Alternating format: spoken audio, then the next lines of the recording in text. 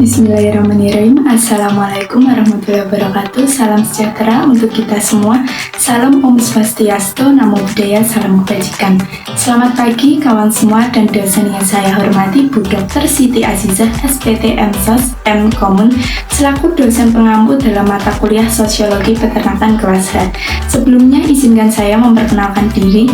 Perkenalkan, nama saya Lutfia Putri Agustina dengan nomor NIM 245050101111047 dengan nomor absen 27.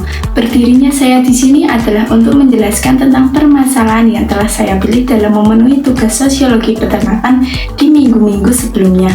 Baik, langsung saja permasalahan yang saya pilih ini dengan menganut judul permasalahan kekurangan pakan ternak. Hewan ternak ruminansia seperti sapi, kambing, domba merupakan salah satu sumber protein dan gizi tinggi yang dibutuhkan untuk konsumsi manusia. Namun dalam pemberian pakan yang berkualitas pada hewan ternak tersebut masih kurang dan masih perlu diperbaiki. Faktor utama penyebab ini adalah karena faktor musim yang tidak bisa untuk diprediksi. Permasalahan kekurangan pakan ternak ini akan menyebabkan dampak yang serius bagi bidang peternakan. Contohnya yang pertama itu jika ternak mengalami kekurangan pakan ternak, maka itu akan menurunkan bobot ternak. Selain itu juga kesehatan mereka akan terganggu dan ketahanan tubuh mereka akan rentan terkena penyakit. Dampaknya itu akan merugikan peternak ketika peternak akan menjualnya. Solusi yang dapat saya tawarkan untuk permasalahan ini dalam lingkup sosiologi peternakan adalah dengan melakukan sosialisasi pelatihan pembuatan pakan silase atau pakan fermentasi kepada ternak. Yang kedua adalah pihak-pihak yang berinteraksi dalam permasalahan tersebut. Yang pertama adalah peternak dengan pemerintah, yang kedua adalah peternak dengan pihak lain atau instansi, yang ketiga adalah peternak dengan sesama peternak, dan yang keempat adalah peternak dengan petani. Untuk yang pertama, peternak dengan pemerintah. Dalam hal ini hubungan mereka dapat disebutkan dalam sebuah ikatan Gesellschaft karena mereka akan melakukan suatu kerjasama dalam bentuk kontrak dan untuk kepentingan rasional saja.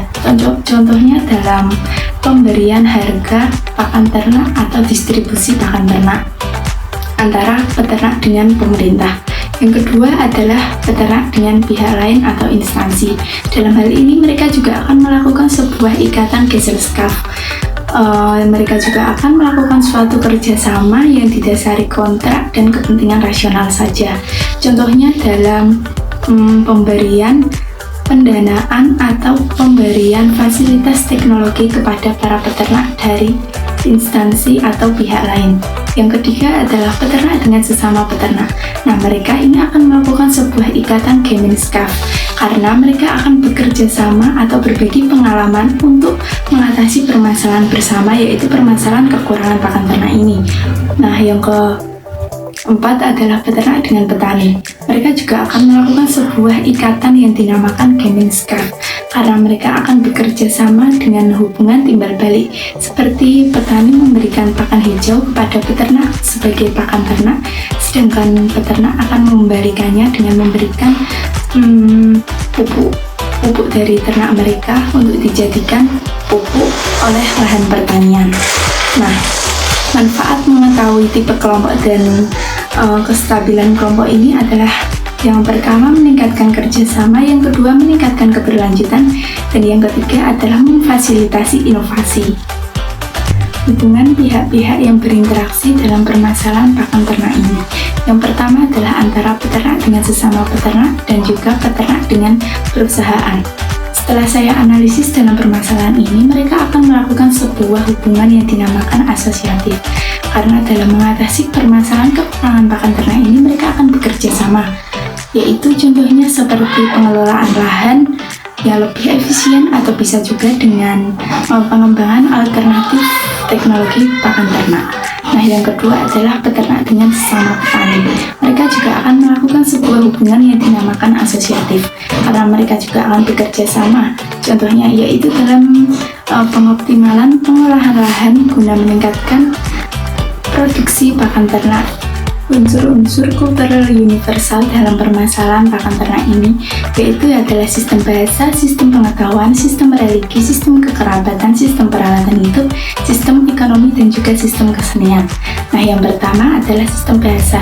Ini adalah kurangnya komunikasi antara para peternak dengan sesama peternak atau peternak dengan pemerintah yang akan dapat menyebabkan kurangnya metode dalam mengatasi permasalahan pakan ternak ini. Nah, yang kedua adalah sistem pengetahuan.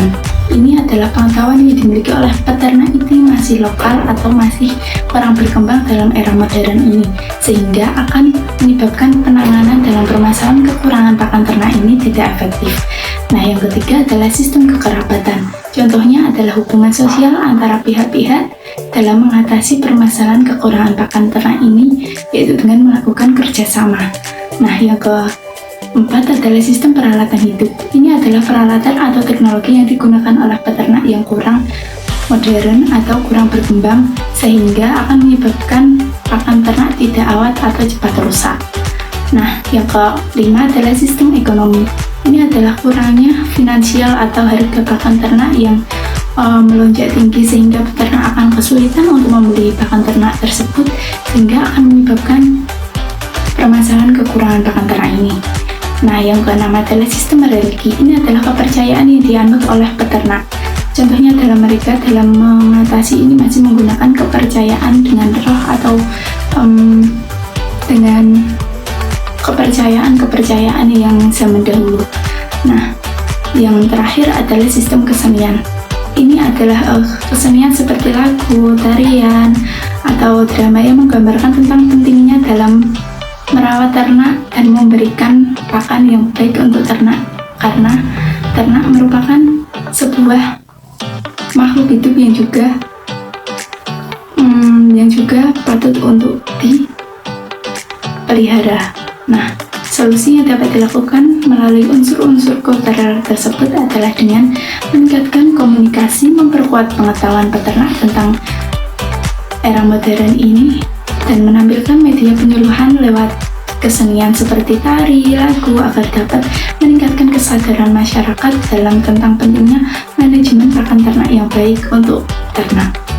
Yang terakhir adalah strata sosial, social mobility, dan status and role. Yang pertama adalah posisi strata sosial.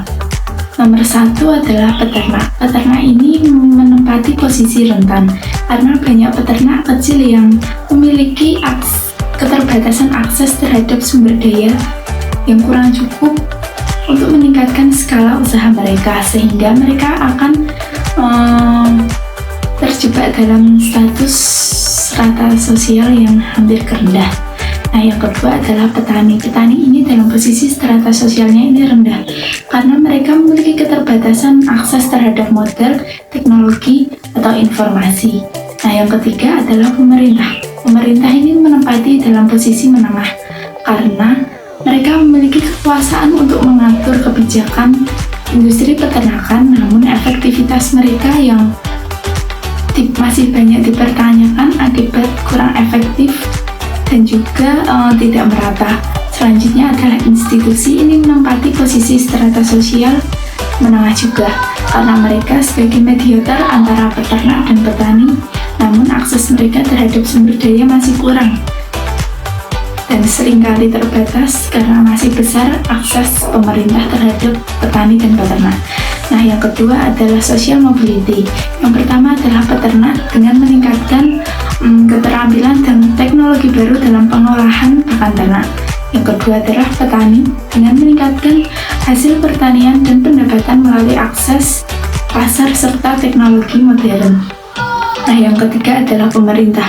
Pemerintah dengan meningkatkan status sosial peternakan dan juga menerapkan kebijakan yang merata serta mendukung agar disepakati oleh para peternak. Nah, yang terakhir adalah institusi, yaitu dengan meningkatkan status sosial petani dan peternak melalui dukungan finansial dan teknologi yang baru atau modern. Status and role. Yang pertama adalah peternak. Mereka mengelola dan memproduksi produk hewani yang sangat dipengaruhi oleh harga pakan, sehingga mereka berada dalam posisi rendah karena bergantung pada ketersediaan harga pakan ternak yang melalui kebijakan pemerintah yang telah dicantumkan oleh pemerintah. Yang kedua adalah petani, yaitu dengan memproduksi bahan baku pertanian untuk dijadikan bahan pangan ternak, sehingga mereka dalam posisi rendah karena keterbatasan sumber daya dalam melakukan produktivitas tersebut. Nah, yang ketiga adalah pemerintah. Mereka mengembangkan kebijakan untuk mendukung industri peternakan. Nah, yang terakhir adalah institusi sebagai mediator antara petani dan peternak. Sekian presentasi yang dapat saya sampaikan, kurang lebihnya saya mohon maaf. Saya akhiri, wassalamualaikum warahmatullahi wabarakatuh.